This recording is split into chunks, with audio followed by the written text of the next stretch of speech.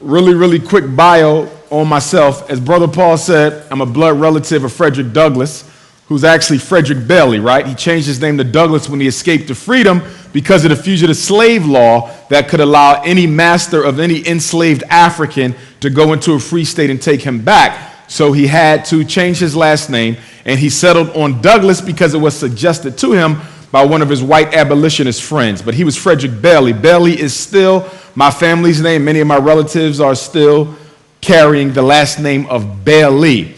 Okay, we go back to Talbot County, Maryland, our very first patriarch of the family who was an enslaved African, probably from the coast of Nigeria. We say that because my great-great-great-great-great-grandmother, Betsy Bailey, who raised Uncle Frederick and his brother, who was my great-great-great-grandfather, Stephen Henry Bailey, was known for being able to catch fish with her bare hands in the waters of Maryland. And because there are certain cultural groups in Nigeria where the women are known to go fishing with their bare hands, many suggest that that is probably where my family came from. She also had a Dr. George Washington Carver type of ability to talk to plants and flowers and make them grow.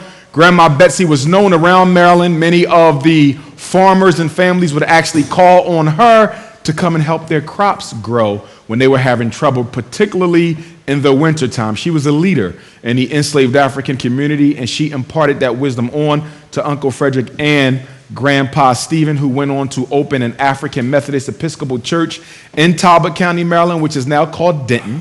My great-great-great-grandfather Stephen, who's the brother and cousin of Frederick Douglass, that is by way of their mothers who were sisters, and also they shared the overseer as their father. As you know, in slavery, the overseers, the drivers, the masters was able to cohabitate with whatever women they chose. And so Aaron Anthony, who was the overseer for Colonel Lloyd, who actually owned my family, okay, slept with Harriet, who was Frederick's mom, and slept with young Betsy, who was Stephen's mom, and that's how the first cousins also became half-brothers. And when you study your own family tree, that is if you come from enslaved Africans, because not all of us do, but if you do, you'll find that there was a lot of brother-cousin, sister-cousin combinations in slavery because of the freedom of overseers to cohabitate with the women. I'm from Philadelphia, Pennsylvania, where I was born and raised. High school, I went to a military school, Scotland School for Veterans Children, which was one of only 2 residential state-funded military schools in the nation.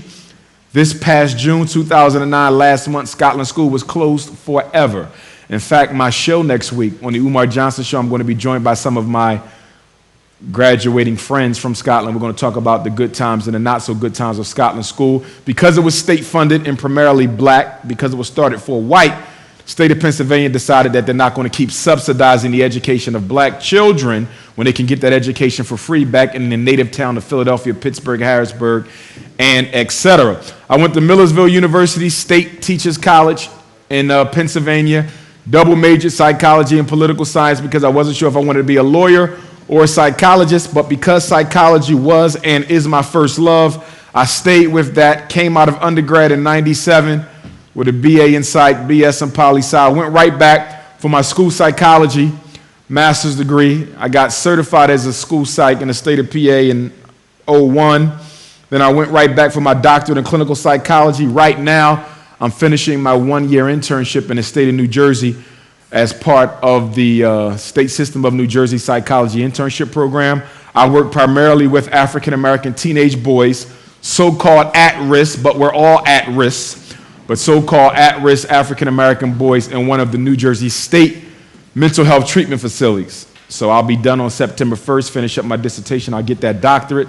I also have a principal certificate, so I plan on opening up a private school for black boys, which will ultimately be extended for girls as well, the Frederick Douglass and Marcus Garvey Pan-African High School. I am a Garveyite. I make no qualms about it. Every leader you get in America, from the Honorable Elijah Muhammad on down, were also Garveyites. Mr. Garvey actually named his first black Star Line steamship corporation the SS Frederick Douglass. So there's a natural connection for me between Garvey and Douglass, although Douglass was an integrationist and Garvey was a Pan-Africanist. But nonetheless, they had a lot more in common, I would argue, than they had in terms of differences there. But you'll see when you study Frederick Douglass that there's a lot of nationalistic elements to his personality. That is because many of Frederick Douglass's friends and colleagues were the grandfathers of Pan-African nationalism. Martin Delany, who actually spent his childhood in Chambersburg, Pennsylvania, where my high school was a colleague of Frederick Douglass. Remember, the North Star newspaper, Douglass did not start alone. It was co-edited with Martin Delany. White historians leave that out. It was not the Douglass paper, it was the North Star, because there was two men, but they split over ideological differences. He also ran with Henry Highland Garnett, who was one of the grandfathers of Pan-African nationalism, who's the first black man to give the first black minister to give a speech on the floor of the United States Congress. Henry Highland Garnett started the African Civilization Society.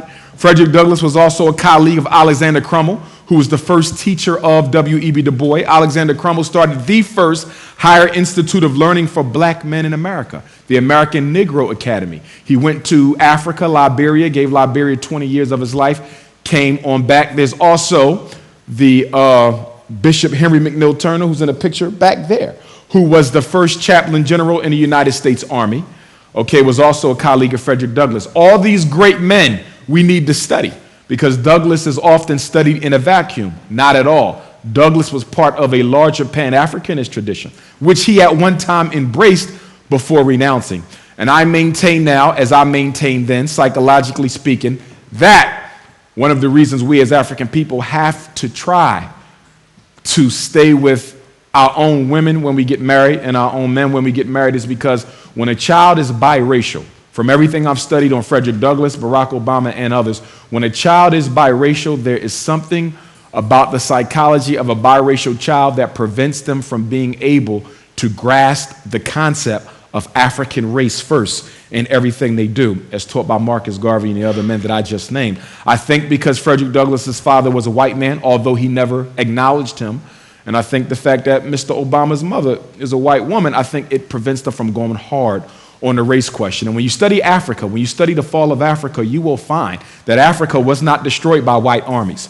Africa was destroyed by mulatto armies. What normally happened was the European conquerors came into Africa, cohabitated with the women, and over the process of 20 to 40 years, they changed the color. And then they used their mulatto offspring to fight against their darker brothers. Something that still goes on today in America. In fact, in Nigeria, as we speak, the Orientals who have invaded the Nigerian economy are marrying African women to do the same thing, to bastardize the native population, to raise up an entire group of Oriental African children who they will then use to oppress the native Africans. When you don't study your history, you repeat it.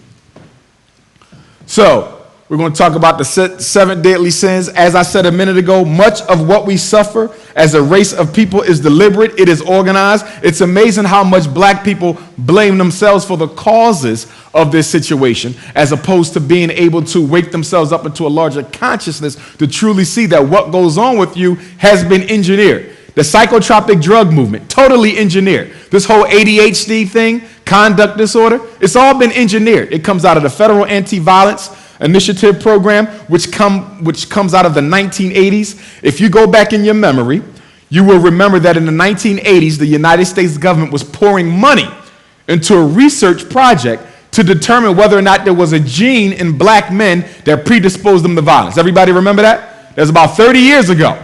Because of the massive outcry against that movement, it went underground. Most of us think that it went away. It never went away. One thing you got to understand about the United States government or any imperial power, whatever it starts, it finishes. And this is where we go wrong. Whatever it starts, it finishes. Okay? So it went underground.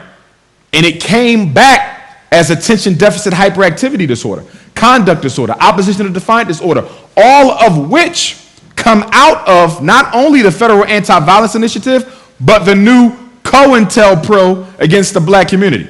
For example, any black boy in America who's diagnosed with a disruptive behavior disorder, which basically means that at some future point in time, they could cause a serious problem to the establishment, the FBI automatically has access to their psychological evaluation reports. Let me say that again. Any black boy in America diagnosed with a disruptive behavior disorder, the FBI automatically has access to the psychological reports. Because as J. Edgar Hoover said, the goal of the FBI is to do what? Prevent the rise of another black messiah.